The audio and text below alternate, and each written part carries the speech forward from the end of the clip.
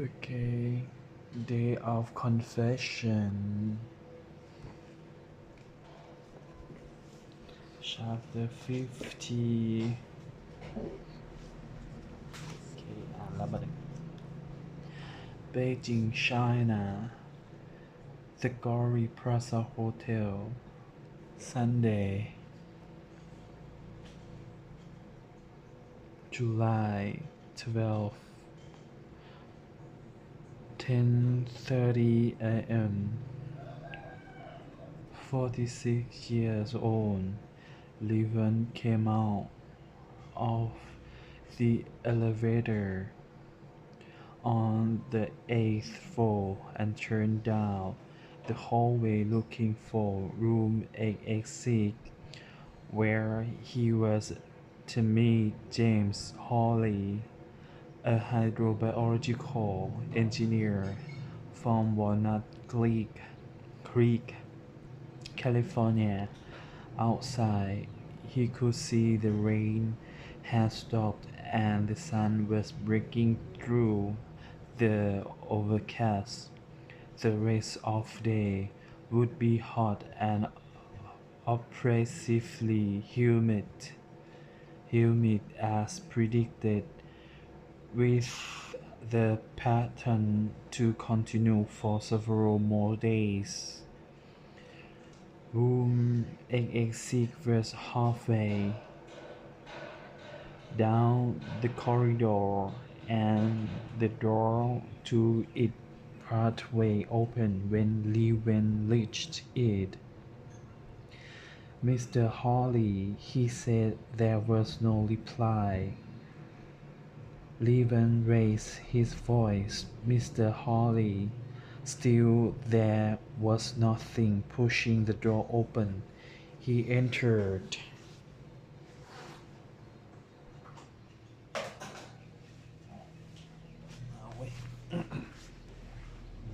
Cold, cold. Inside the door, inside inside the color TV was on to a news broadcast, and a light gray business suit for a very tall man was spread out on the bed. Alongside it was a white short-sleeved shirt, a striped tie, and a pair of boxers.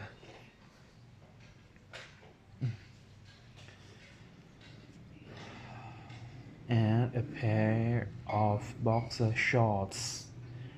To his left, the bathroom door was open, and he could hear the sound of a shower running. "Mr. Hawley." "Mr. Lee." James Hawley's voice rose over the sound of the water. "Another apology. I've been called to an urgent meeting at the Ministry of Agriculture and Fisheries about what I don't know, but it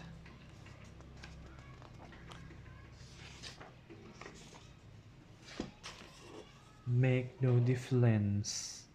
Everything you need is in an envelope in the top dresser drawer.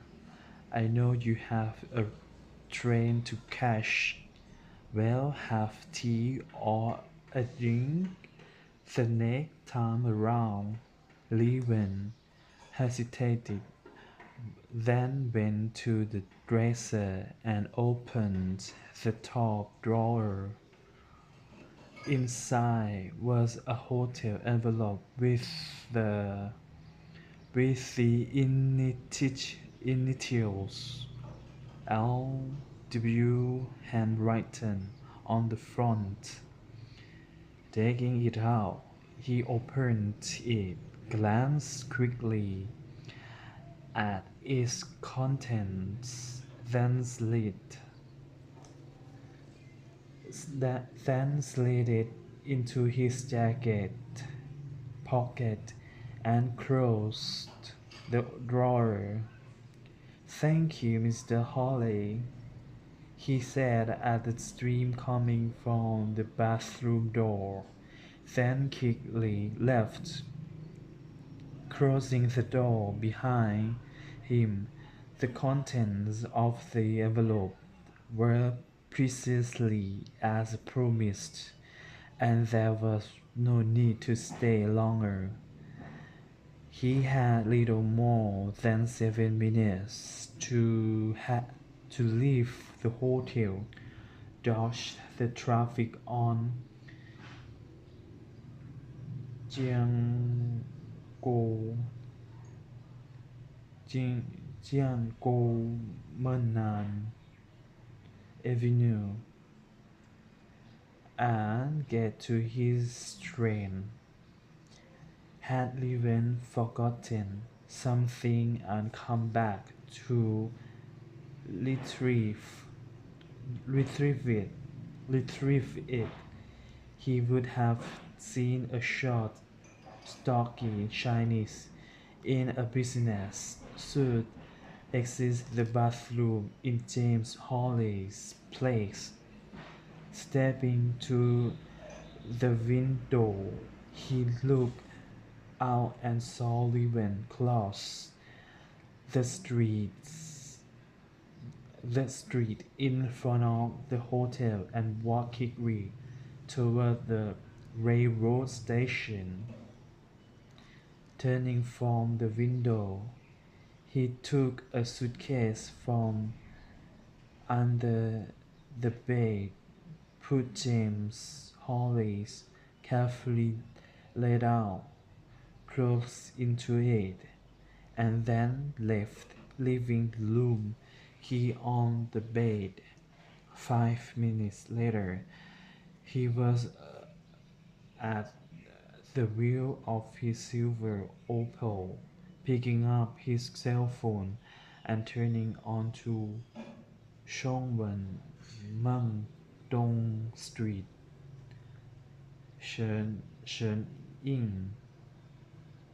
Shenying grind publicly.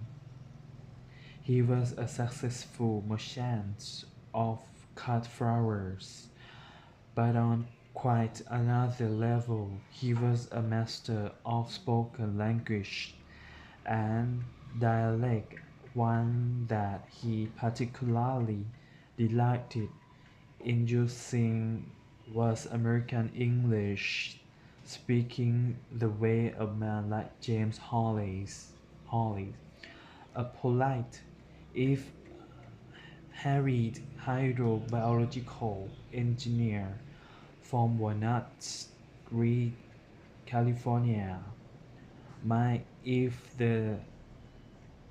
he existed, and